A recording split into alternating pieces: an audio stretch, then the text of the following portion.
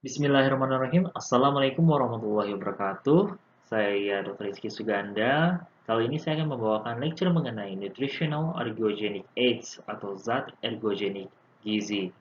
Mungkin sebagian dari kalian ada yang tahu mengenai zat ergogenik gizi itu apa. Nanti kan kita bahas, oke?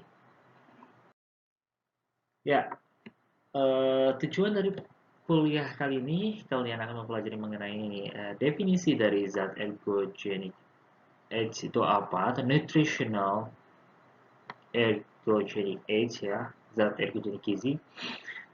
Lalu apa sih keuntungannya dan apa sih disadvantage-nya? Kemudian mengenai tipe-tipe dari ergogenic aids, lalu grup dari nutritional ergogenic aids atau zat ergogenic gizi ada apa saja, dan apa saja sih yang harus dipertimbangkan dalam mengkonsumsi ergogenic aids atau zat ergogenik gizi. Nah, definisi dari ergogenik adalah di sini kalian bisa lihat intended to enhance physical performance, stamina, or recovery. Jadi ergogenik ini adalah suatu keinginan untuk meningkatkan performa fisik, stamina, dan juga untuk mempercepat penyembuhan. Jadi kalau misalnya ergogenic aids ya adalah suatu alat, prosedur atau bahan yang dapat meningkatkan energi, kontrol energi, atau efisiensi energi selama suatu performa olahraga yang memberikan tambahan kemampuan yang lebih besar dari biasa di dalam ketika latihan normal. Nah, apa saja keuntungannya? Keuntungannya ini, kalau misalnya kamu atau atlet itu menggunakan ergogenic aids ya, zat ergogenik, ini saya tidak terpaku terhadap gizi saja, tidak terpaku terhadap nutritional ergogenic aids, tapi nanti ada macam-macamnya. Jadi katanya kalau misalnya menggunakan ergogenic aids ini, itu performanya jadi lebih bagus. Jadi lebih cepat, lebih kuat, lebih apa namanya, lebih cepat sembuh. Itu katanya kalau misalnya kita menggunakan ergogenic aids. Kemudian keuntungannya lagi katanya massa ototnya lebih besar, lebih cepat didapatnya, gitu. Kemudian untuk fokus mentalnya, terus meningkatkan increase lean mass, artinya lean mass ini adalah ototnya ya, meningkatkan massa ototnya. Kemudian eh, mengurangi kelelahan, dapat membantu menstimulasi central nervous system, kemudian mempercepat penyembuhan, meningkatkan motivasi. Jadi kalau misalnya orang misalnya atau atlet menggunakan zat ergogenik kayaknya lebih termotivasi. Gitu.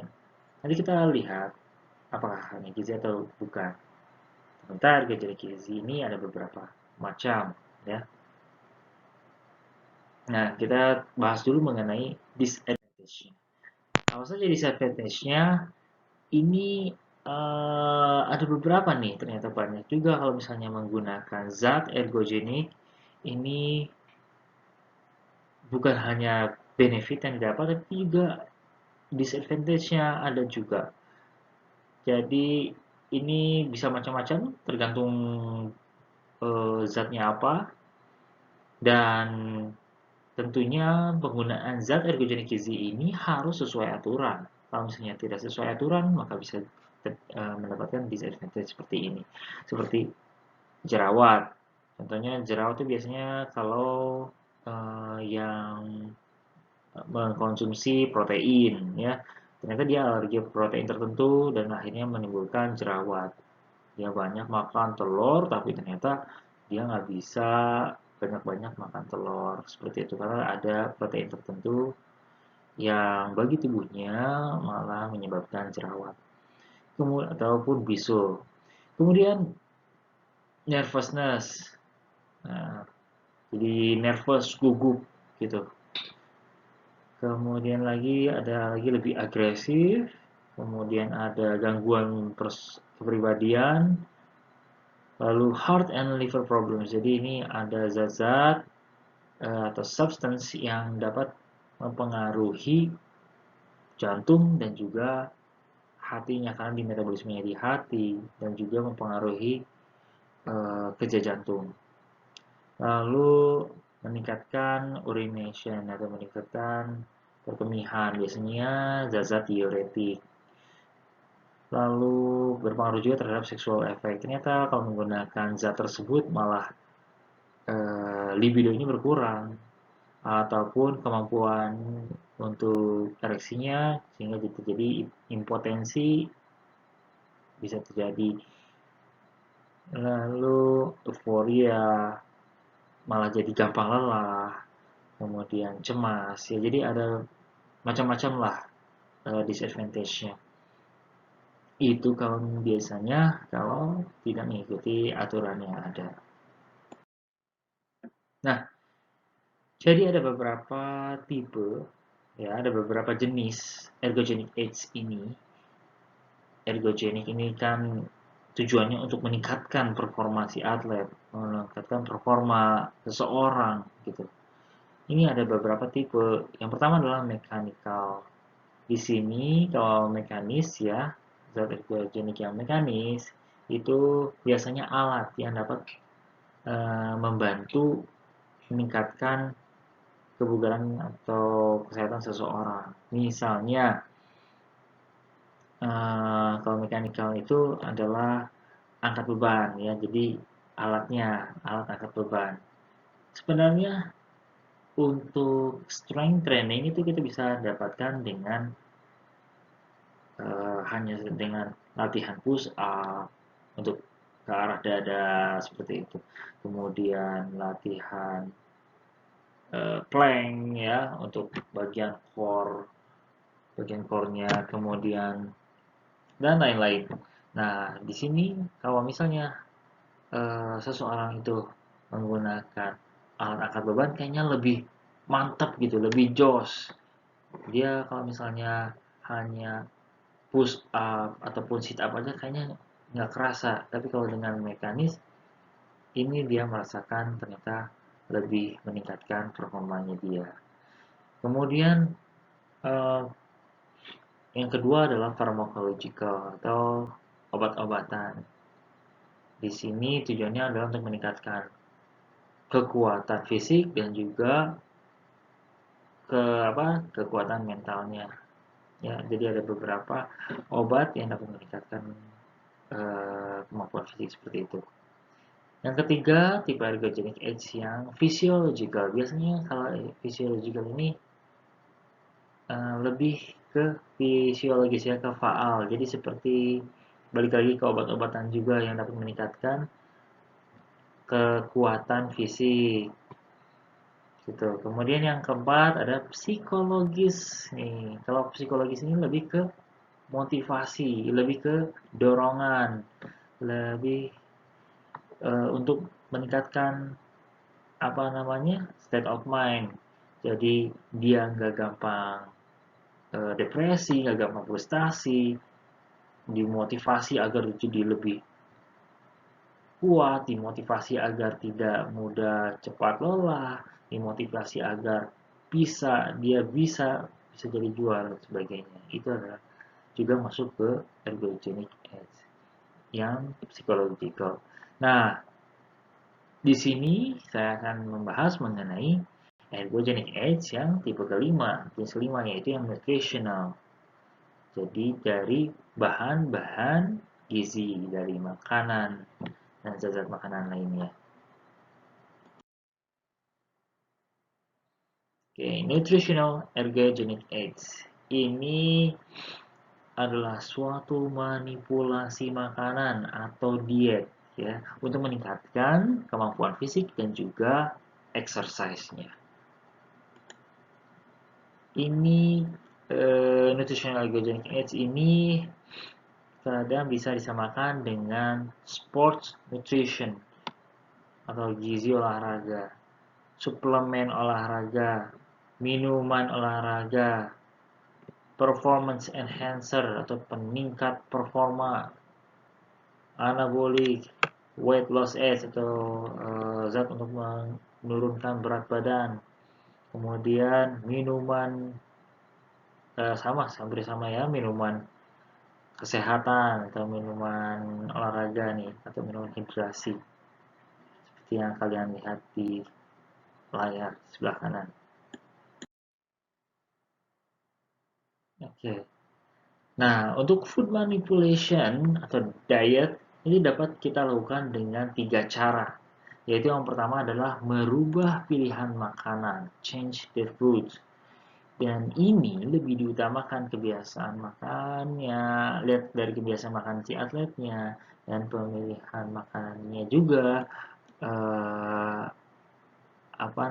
disesuaikan dengan orang tersebut. Kemudian yang kedua adalah menambahkan makronutrien untuk penggunaan khusus dalam latihan dan olahraga, meliputi minuman karbohidrat atau elektrolit, kemudian seperti carbo loading ya, biasanya buat para runner yang udah siap mau maraton, kemudian juga ada fat loading atau lemak loading, kemudian ada peningkatan konsumsi protein dan hiperhidrasi. Jadi kalau makronutrien jangan lupa kan makronutrien itu ada protein, karbohidrat, dan lemak. Kemudian yang ketiga adalah penambahan mikromineral. Ini untuk penggunaan khusus dalam latihan dan olahraga seperti makanan yang telah ditambahkan vitamin dan mineral tertentu. Jadi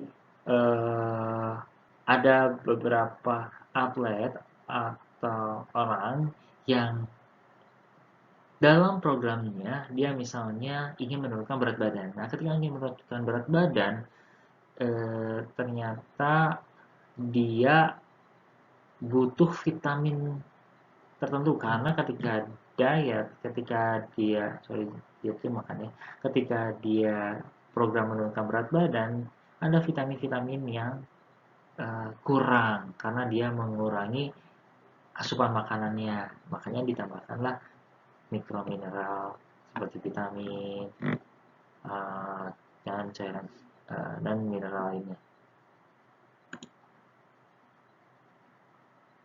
Baik. Oke, berikutnya zat ergogenik gizi ini dapat digolongkan berdasarkan berbagai macam hal seperti zatnya ya, berdasarkan zatnya based on the substance. Kemudian based on the effectiveness and safety, artinya berdasarkan efektivitas dan keamanannya serta berdasarkan kredibilitas atau kemampuannya. Untuk based on substance atau berdasarkan zatnya, itu ada yang turunan protein atau protein derivatif seperti arginin, aspartat, BCAA, karnitin, kreatin, gelatin, glukosamin, konfliktin sulfat, bla bla bla dan sebagainya. Kemudian ada juga yang turunan lemak atau fat derivatives. Ini ada yang conjugated ini acid ya, CLA disingkatannya. Ada juga yang MCT, medium chain triglyceride juga ada.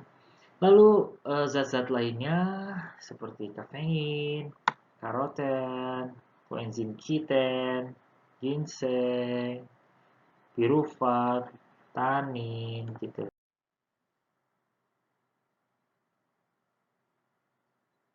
Nah, kalau yang berdasarkan dengan dari keefektifannya dan keamanannya itu ada yang kita bagi menjadi grup A. Pertama, grup A. Grup A itu apa? Grup A itu yang mendukung penggunaan untuk atlet.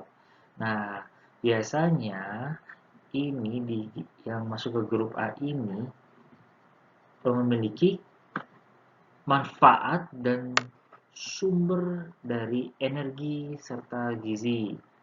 Kemudian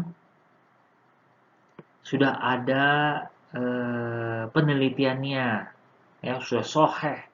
Jadi penelitiannya sudah ada dan diuji cobakan pada atlet dan itu bagus hasilnya.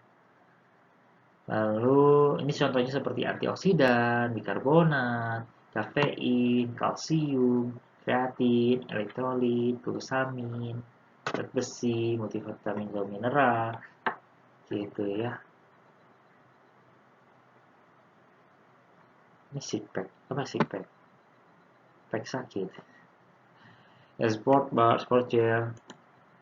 Kemudian ada yang masuk ke grup B. Di grup B ini masih dipertimbangkan untuk atlet.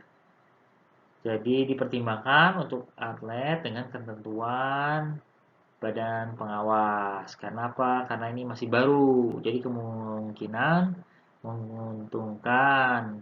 Mudah-mudahan. Tapi nanti biasanya kalau di grup B kita lihat dalam jangka panjang apakah ada efek-efek yang tidak diinginkan. Kalau misalnya terjadi efek-efek yang tidak diinginkan, maka akan dihentikan. Di grup A ini biasanya untuk para atlet dan juga para pelatih.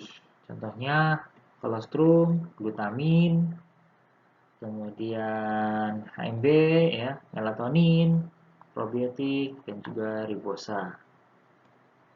Nah, di grup C ini belum ada bukti memberikan manfaat atau belum ada penelitian yang memperlihatkan ada efek yang menguntungkan buat atlet atau performa atlet. Kalau untuk ininya sendiri, untuk zatnya sendiri apakah bagus atau benefit punya untuk efek untuk kesehatan? Iya, ada untuk kesehatan. Tapi untuk performa atlet, untuk performa olahraga, ini belum banyak penelitiannya. Lalu yang grup D, ini not recommended atau beresiko tinggi, ya, tidak direkomendasikan karena beresiko tinggi terkontaminasi dengan zat yang berperan dalam tes obat positif. Jadi ketika olimpiade atau lomba-lomba, ketika dites, coba tes doping, tes obat, ternyata positif. Nah, artinya ini enggak direkomendasikan untuk atlet. Karena ketika tes obat positif, ya nanti berarti itu dianggapnya adalah doping. Performa enhancer doping. Dan itu tidak boleh, seperti androstenedion, DHEA, ephedra, ini tribulus terrestris dan testosteron, ya, hormon-hormon itu nanti biasanya kena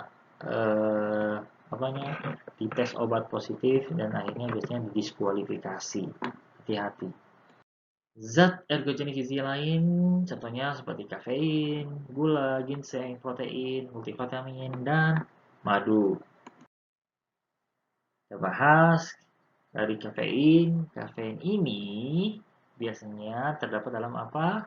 Kopi, terdapat dalam coklat, ya, terdapat dalam minuman olahraga. Tetapi kopi, saya bilang ya, dari sekarang kopi tidak sama dengan kafein. Kafein, walaupun identik dengan kopi, tidak sama dengan kopi. Nih, banyak terdapat pada kopi, teh, dan coklat. Kafein ini mempunyai efek stimulasi dari otot jantung. Jadi berpengaruh terhadap perangsang otot jantung, meningkatkan frekuensi kontraksi, merangsang susunan saraf yang menjadikan orang lebih siaga gitu ya, lebih wake up, dan mempunyai efek vasodilatasi. Jadi ini sebagai vasodilator pada pembuluh darah perifer. Nah, kafein ini mampu merangsang mobilisasi lemak sehingga dapat meningkatkan prestasi aerobik, kemudian melindungi liver, serta mengembangkan memori.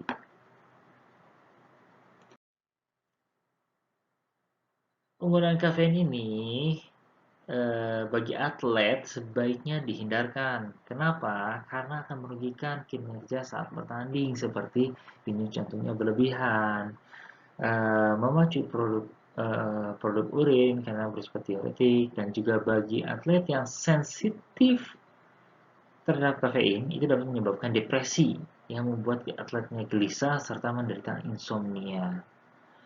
Namun, uh, ada juga beberapa penelitian, bukan hanya satu, tapi banyak, kafein ini mempunyai keuntungan, seperti yang disebutkan sebelumnya, karena dia menstimulasi perasaan otot jantung, dia menjadi lebih siaga ya. Terus ternyata bagus juga untuk yang endurance gitu. Untuk yang ingin olahraga endurance itu seperti lari, maraton, dari atau berenang, kemudian sepeda, biasanya diminum setengah jam sebelum, tapi ada dosisnya. Nah, untuk dosisnya nanti akan kalian diskusikan bersama teman kalian di akhir atau setelah kuliah ini berakhir. Oke, tunggu saja. Kemudian, konsumsi kafein yang berlebihan itu akan dianggap sebagai doping apabila konsentrasi di urinnya lebih dari 12 mikrogram per cc. Ya, cc sama mililiter sama aja. Jadi, seperti kalau 12 mikrogram per mililiter itu seperti minum 15 cangkir kopi sehari. Itu sudah dianggap doping. Berikutnya adalah gula. Nah, gula ini kan karbohidrat sederhana yang mudah diserap sama usus halus untuk menghasilkan energi guna performa fisik. Konsumsi gula yang pekat atau hipertonik ya lebih dari 2,5 gram per 100 cc itu dapat menyebabkan terjadinya shock insulin atau rebound. Jadi itu nanti akan menyebabkan hipoglikemi. Jadi bukannya hiperglikemi, tapi malah jadi rebound efek menjadi hipoglikemi. Gitu. Kadar gula darahnya rendah atau di bawah 50 mg persen. Sehingga nanti malah berpengaruh negatif terhadap kinerja atletnya dalam berlatih maupun dalam bertanding dalam kompetisi. Jadi jangan terlalu banyak gula sederhana pada saat mau bertanding ya, jangan terlalu pekat dan terlalu banyak. Nanti bisa jadi rebound efek, jadi cepat capek gara-gara terus hipoglikemi. Kalian tahu gejala hipoglikemi? Deg-degan, palpitasi, kemudian tangannya lebih terasa moist atau lebih terasa hangat, basah ya, keringat dingin gitu, basah. Terus kemudian kalau hipoglikemi telinga kayak ditutupin, kemudian akan black out, nanti bisa-bisa pingsan. Berikutnya ginseng. Ginseng ini merupakan bahan berupa akar-akaran dari negara, ya kalian tahu lah. Kalian kan penggemar drakor, kalian tuh kan kayak poppers ya. Jadi dari tahu ini dari Korea yang banyak mengandung danetren trioglikosida yang mempunyai efek merangsang sekresi adrenalin dalam tubuh sehingga membuat orang lebih aktif. Oke, ginseng ini seringkali biasanya dikonsumsi dalam bentuk cairan, kapsul, obat, ataupun dalam bentuk herbal. Sampai saat ini belum ada tuh larangan ginseng untuk atlet gitu. Nah, yang ini mungkin kalian sering banget lihat. Suplemen protein pada atlet ini dipercaya dapat meningkatkan ukuran otot sehingga kekuatan otot akan bertambah dan dapat mengurangi lemak tubuh. Penggunaan ekstra protein dapat berupa menambah konsumsi bahan makanan sumber protein. Nah, sumber protein apa saja? Telur ya, putih telur, daging ayam atau daging sapi tanpa lemak, ayam tanpa kulit, daging ayamnya juga yang dada itu sumber proteinnya. Kemudian ikan, ikan laut terutama ya yang banyak tinggi itu ikan salmon, ikan herring, ikan tuna itu tinggi protein. Seafood lainnya juga tinggi protein. Udang, lobster itu tinggi protein. Dan itu terutama protein hewani gitu ya. Karena ya lebih banyak harga. Dan uh,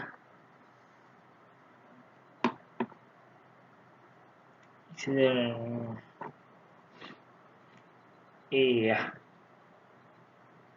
ini contohnya ya protein. Nanti kalian juga akan bahas setelah apa lecture ini berakhir.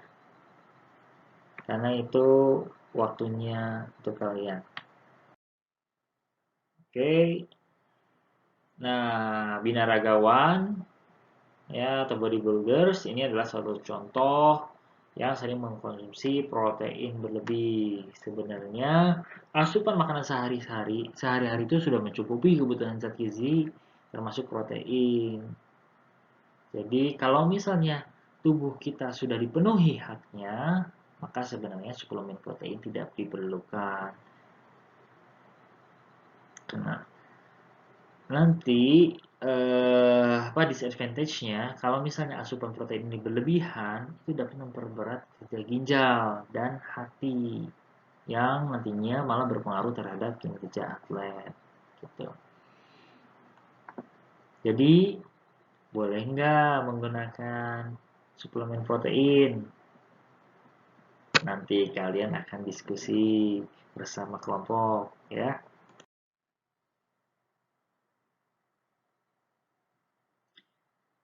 Kemudian berikutnya adalah multivitamin.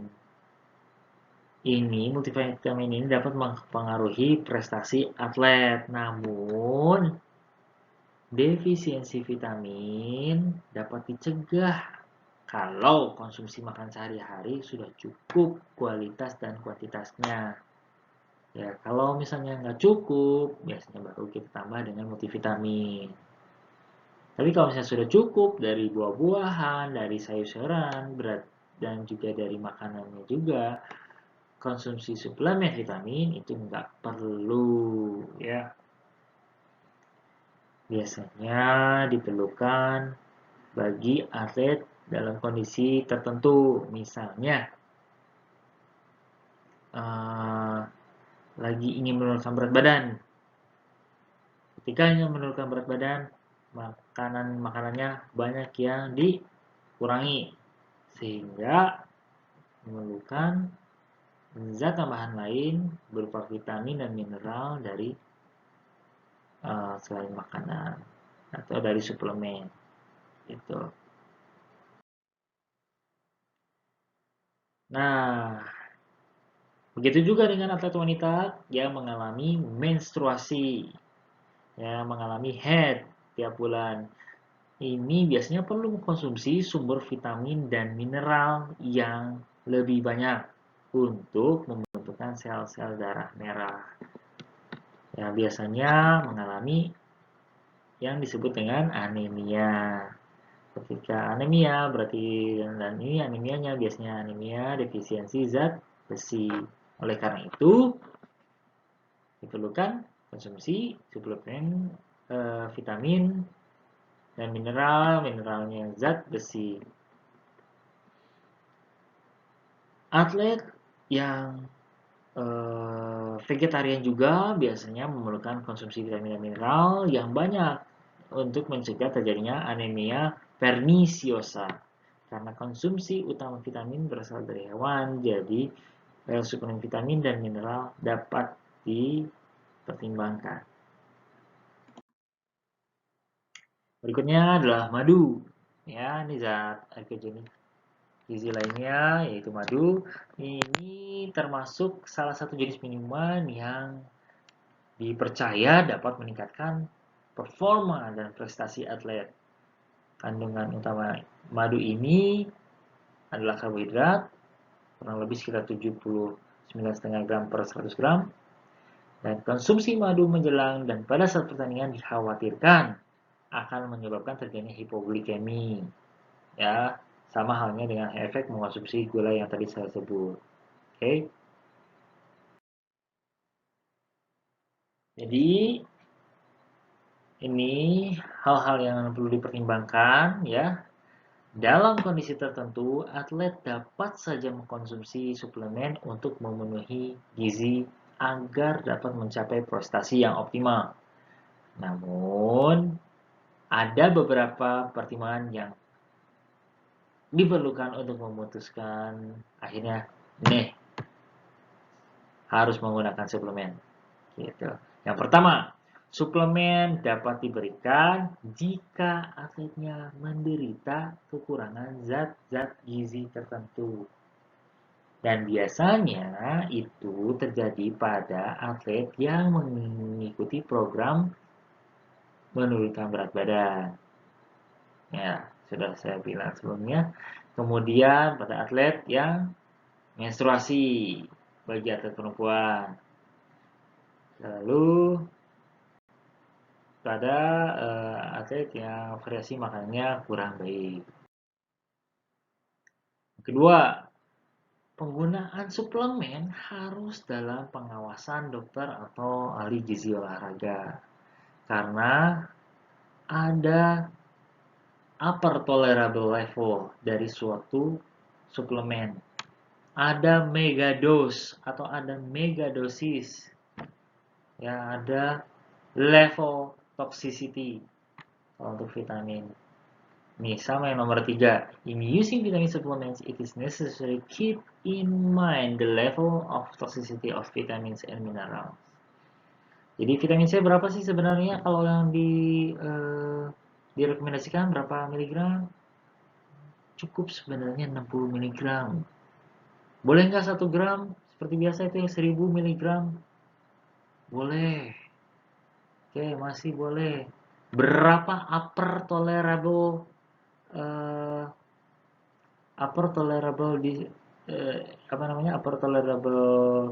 dosis yang diperbolehkan sampai kalau misalnya sampai segitu bisa terjadi side effect.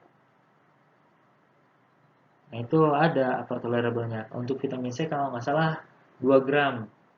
Kalau dari buku Understanding Nutrition kalau nggak salah ya, itu 2 gram. Kalau misalnya udah 2 gram atau 2 gram ke atas, itu ada efek seperti kram perut, diare, dan lain-lain. Dan juga untuk vitamin C itu karena vitamin larut air ya. Kalau vitamin larut air kelebihannya akan dikeluarkan melalui urin dan sebelumnya difilter di ginjal. Jadi hati-hati untuk vitamin C dosis tinggi itu bisa terjadi yang namanya batu ginjal karena melalui ginjal ya pemrosesannya, filtrasinya.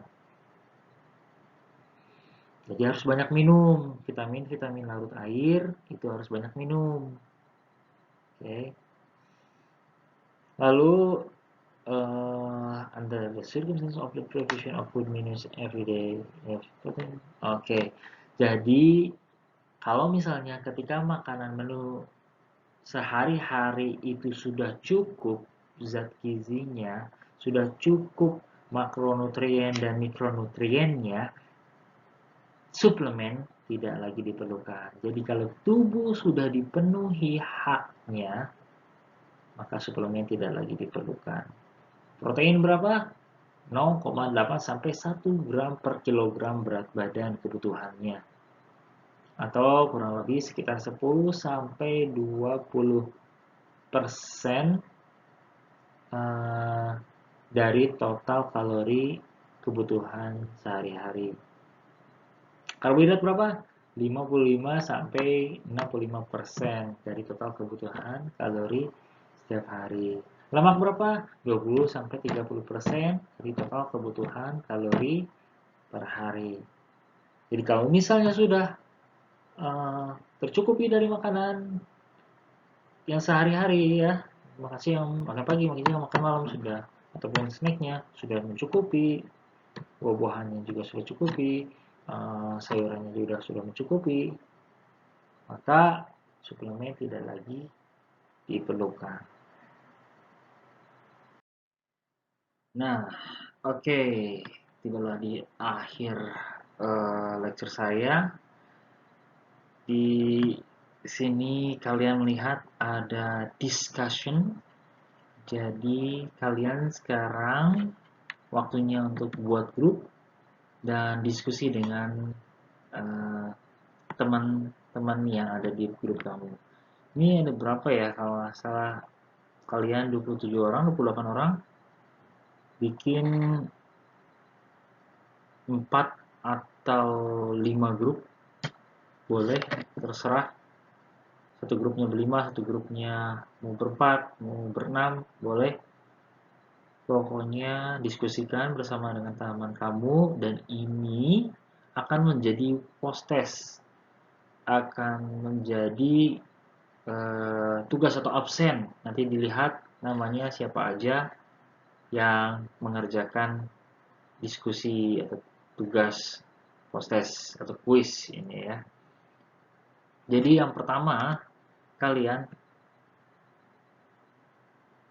diskusi yang pertama adalah protein dan whey protein. Jadi ada protein yang lain ya, dengan ada yang whey. Apa perbedaannya? Mungkin nanti kalian akan ditanya seperti ini di kemudian hari ya. Apa bedanya? Lalu untuk apa? Kemudian apa untungnya? Nanti ada side effect-nya enggak? Lalu boleh berapa saya konsumsi setiap hari? Berapa batasnya? Batas bolehnya? Terus kapan bagusnya saya mengkonsumsi protein tersebut? Diskusikan bersama teman kamu. Lalu kreatin. Kreatin ini juga zat ergogenik gizi yang banyak di sekitar kita yang mengkonsumsinya. Selain yang whey protein tadi ya, kreatin. Untuk apa? Sama dengan yang tadi di atas. Untuk apa? Ya benefitnya apa ya dari kreatin ini? Apakah ada side effect-nya? Enggak. Berapa dosisnya? Lalu kapan dikonsumsinya? Kafein. Kafein tadi saya sudah bahas, namun saya sengaja tidak mendetail untuk kalian diskusikan di sini. Untuk apa sebenarnya kafeinnya? Menurut penelitian, keuntungannya apa saja? Lalu apakah ada side effect-nya? Kira-kira berapa ya batas konsumsinya yang dapat dikonsumsi seharinya, dan kapan konsumsi kafein ini? Apakah baiknya mengkonsumsi kafein terpisah atau ada di dalam kopi? Kalian diskusikan. Lalu anabolic steroid. Anabolic steroid ini untuk apa? Keuntungannya apa? Ya, bagaimana dengan side effect-nya? Lalu perlu nggak kita konsumsi? Oke. Nah, berikutnya adalah mitos atau fakta, dan berikan alasan kalian ya. Yang pertama adalah cukup 2 pisang berukuran sedang diperlukan untuk berlari maraton. mitos atau fakta? Coba diskusikan dengan teman segrup ya. Lalu yang kedua, susu dapat menyebabkan kram perut dan diare pada atlet. Mitos atau fakta? 3. Kopi dapat meningkatkan performance olahraga. Betul? Betul tidak ya, tapi mitos atau fakta? 4. Terlalu banyak mengkonsumsi vitamin B6 itu dapat menyebabkan loss muscle coordination atau kehilangan koordinasi otot dan paralisis. Mitos atau fakta? 5. Kalau misalnya berkeringat, seseorang atau atlet butuh yang namanya sport drink seperti Gatorade. Mitos atau fakta? Steroid dapat mengecilkan testis kamu. Mitos atau fakta? Dan yang terakhir, seseorang dapat mendapatkan massa otot yang besar ya dengan hanya konsumsi protein tinggi. Mitos atau fakta? Berikan jawaban kalian, lalu kirimkan ke email saya. Saya akan lihat, dan jika kalian tidak membuat tugas tersebut, berarti Anda absen dari kuliah ini. Artinya tidak present ya. Untuk emailnya, kalian bisa email saya. Oke, kamu dapat mengirimkan hasil diskusi kalian dan juga yang mitos atau faktanya ke email saya di rizkysuganda@unisba.sc.id. Dan jika ada pertanyaan mengenai zat ergogen gizi selain yang saya tanyakan sebagai proses tes, bisa juga kirimkan ke email tersebut. Oke, ya, ke email yang sini. Terima kasih atas perhatian kalian. Wabillahi taufiq wal hidayah. Wassalamualaikum warahmatullahi wabarakatuh.